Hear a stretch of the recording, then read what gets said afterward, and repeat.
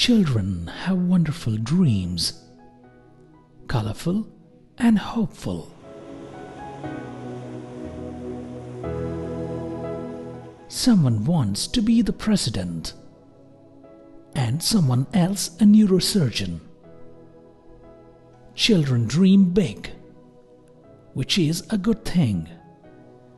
Whether or not we are parents, children are important to all of us. They are the next generation, and so will have an influence over our lives as we grow old. As much as we enjoyed our childhood, it is our duty to provide the same environment for unhindered growth of a child mentally and physically. They should be given an equal opportunity to nurture their ambition. Who knows whether those dreams will come true? Maybe they will. Maybe they won't. But dream they should, as that would give them a goal and an outlet to channelize their energy and enthusiasm in a positive way. मेरा dream है कि मैं एक बड़ी forensic science की बड़ी doctor बनूं। मैं पढ़ लिख के अच्छा डॉक्टर बनना चाहती हूँ, लॉयर पढ़ना चाहती हूँ। I want to become a lecturer. For thousands of underprivileged children, as they grow older and ready to pursue higher education, the dreams remain just a dream, scribbled and forgotten in a diary.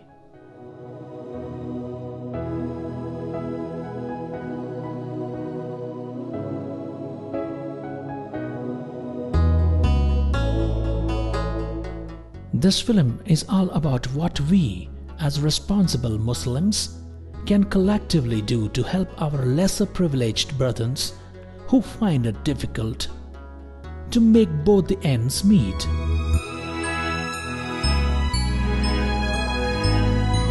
Our great country, India, has made rapid progress in many sectors and changed the lifestyle of many.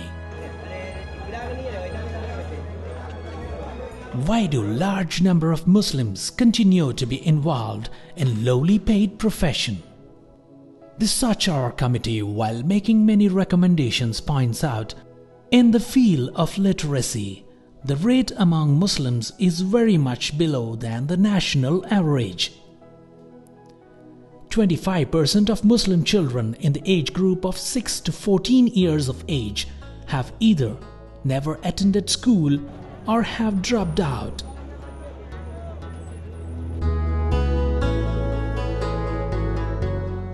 So why do these children drop out of school or do not attend them? And what do this large school dropout or uneducated children do when they grow up? One of the most plausible reasons could be that they are forced to work early to contribute to the family's income. And like most less educated, they take up any work to make both ends meet. Sadly, among the dropouts and those who are unable to pursue their further education due to lack of funds are highly meritorious students.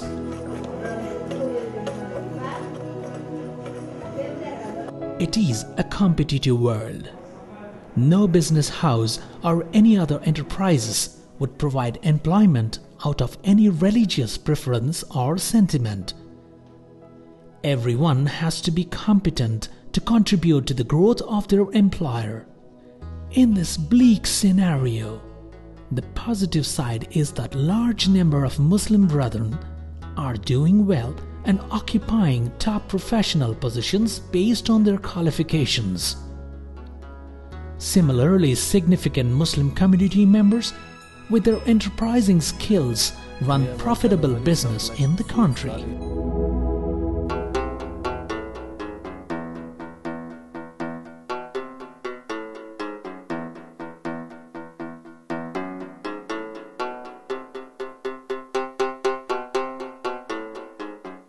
The Hyderabad Zakat and Charitable Trust, the HZCT, established in 1995 by prominent Muslims and led by successful visionary Ghiyasuddin Babu Khan is a pioneer social enterprise that works for the development and upliftment of the poor and the underprivileged sections of the society through investing in educating them as way of alleviating poverty and bring about social change.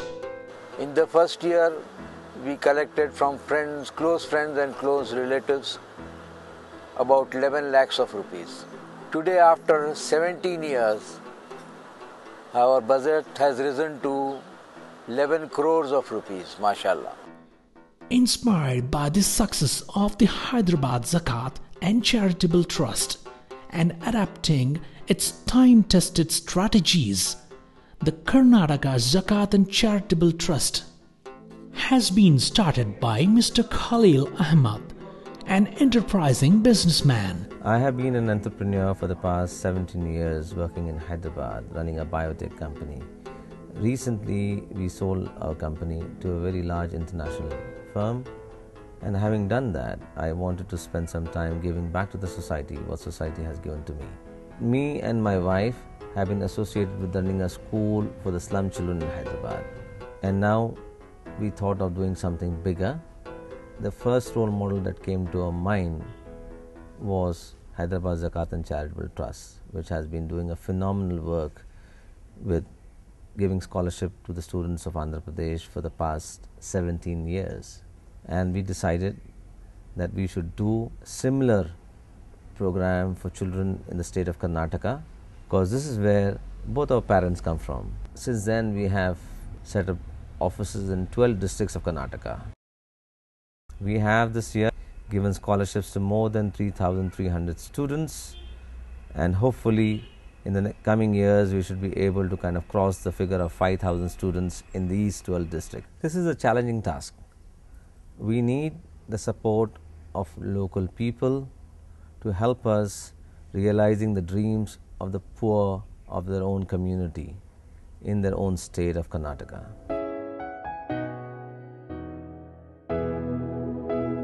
What can we do to alleviate the poverty of our brothers and sisters? Should we seek more funds from the government for distribution among the poor Muslims? Or should we continue with our lives hoping that things would change on its own?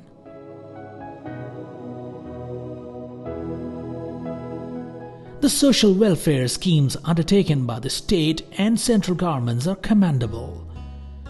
However, sometimes they are not enough or are not able to reach everyone. So what are the options left before the affluent sections of the Muslim community? Among the many options, the best will be community participation. Community should supplement the efforts of government in reaching to the underprivileged sections of the community through their own schemes, thereby reducing the burden to a significant extent on the government exchequer.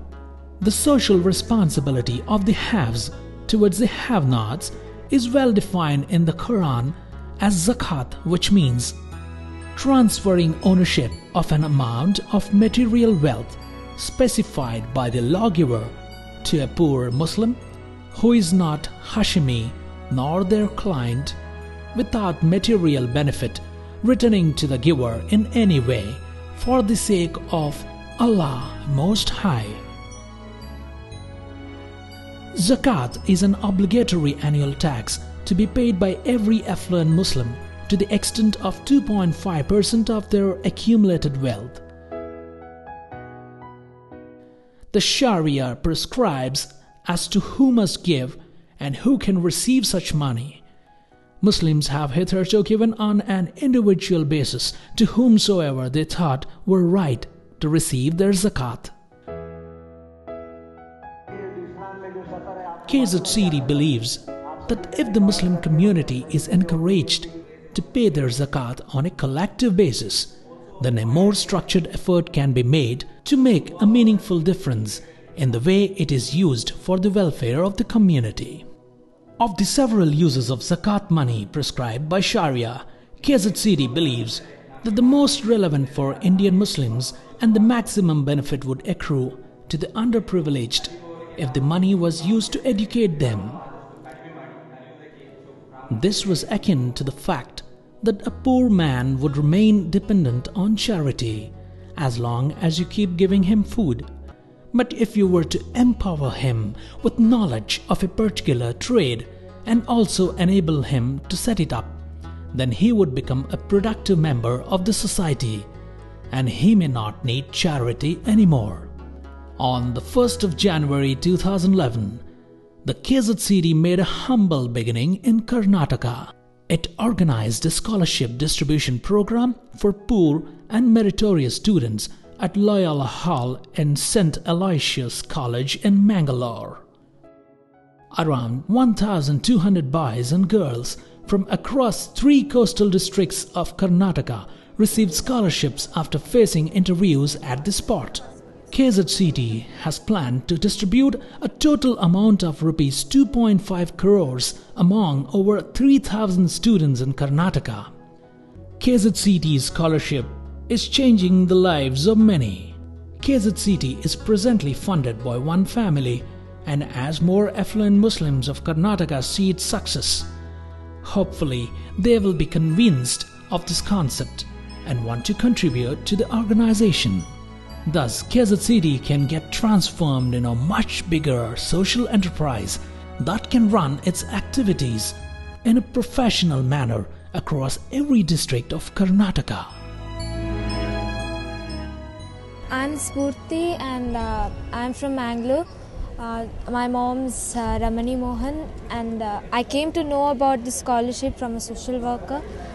Actually, we used to study in great difficulty, because of financial problems, and I used to face so much of problem. Every month I used to think how to face fees. Apart from helping Muslims, KZCD will support some of their brethren from the Hindu and other communities too.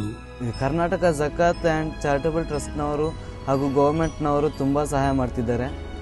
ಅದಕ್ಕೆ ನಾನು ತುಂಬ ಬದ್ಧನಾಗಿ. It is as easy as pie to just say that serving humanity is everything, but coming and serving is the actual step. मेरे जैसे कई और लड़के जो है कोई और गरीब जो है वो भी अच्छा पढ़े और अपने माँ बाप का नाम रोशन करे, और मैं चाहूँगा कि जब मैं भी एक अच्छे मुकाम पे हूँ तो मैं भी ಕಿಸಿ ಗರೀಬ್ ಕಿ ಮದದ್ ಕರೋ. ನಮ್ಮೂರಲ್ಲಿ ಯಾವುದೇ ಒಂದು ಮೂಲಭೂತ ಸೌಕರ್ಯ ಕೂಡ ಇಲ್ಲ. ತುಂಬ ಕಷ್ಟದಿಂದ ವಿದ್ಯಾಭ್ಯಾಸ ಮಾಡಬೇಕಾದಂಥ ಸ್ಥಿತಿ ಬಂದಿದೆ. ಆದರೂ ಕೂಡ ಮಿಸ್ರಿಯ ತುಂಬ ಕಷ್ಟದಿಂದ ಪುತ್ತೂರಿಗೆ, ವಿಟ್ಲಕ್ಕೆ, ಕನ್ಯಾನಕ್ಕೆಲ್ಲ ನಡೆದುಕೊಂಡು ಹೋಗಿ ಪುತ್ತೂರಿಗೆ ತುಂಬ ಕಷ್ಟದಿಂದ ಹೋಗಿ ಅವಳು ವಿದ್ಯಾಭ್ಯಾಸವನ್ನು ಮಾಡಿದಾಳೆ. ತುಂಬ ಖುಷಿಯಾಗಿದೆ ನಮಗೆಲ್ಲ. ಸೊ ಅವಳು BScಯಲ್ಲಿ ಡಿಸ್ಟಿಂಕ್ಷನಲ್ಲಿ ಪಾಸಾಗಿದ್ದಾಳೆ. ಸೊ ತುಂಬಾ ಖುಷಿಯಾಗಿದೆ ನಮಗೆ. ಇಷ್ಟೊಂದು ಕಷ್ಟದಿಂದ ವಿದ್ಯಾಭ್ಯಾಸವನ್ನು ಮಾಡಿರುವಂಥದ್ದು ನಮಗೆಲ್ಲ ಹೆಮ್ಮೆ ತಂದಿದೆ, ನಮ್ಮ ಊರಿಗೆ ತುಂಬ ಹೆಮ್ಮೆಯನ್ನು ತಂದಿದೆ. ಸೊ ಆಲ್ ದಿ ಬೆಸ್ಟ್ ಮಿಸ್ರಿಯಾ, ಇನ್ನೂ ಅವಳ ವಿದ್ಯಾಭ್ಯಾಸ उत्तमवागली. फॉर्म भर के इधर भेजे थे, इधर हमारे को सहूलत हुई तो बहुत खुशी भी हुई. इनका तहे दिल से मैं शुक्रिया अदा करती हूँ.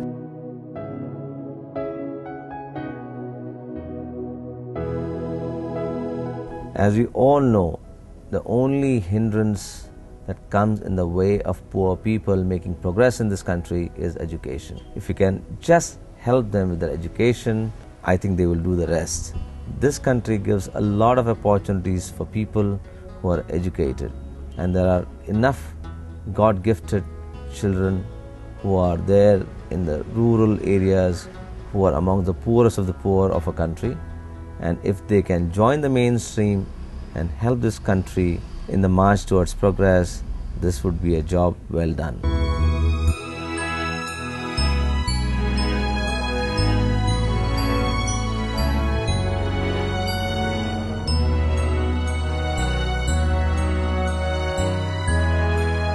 A timely help can reconstruct the dreams of not just a child, but an entire family, and thereby an entire community will wait in the hope of a rising dawn.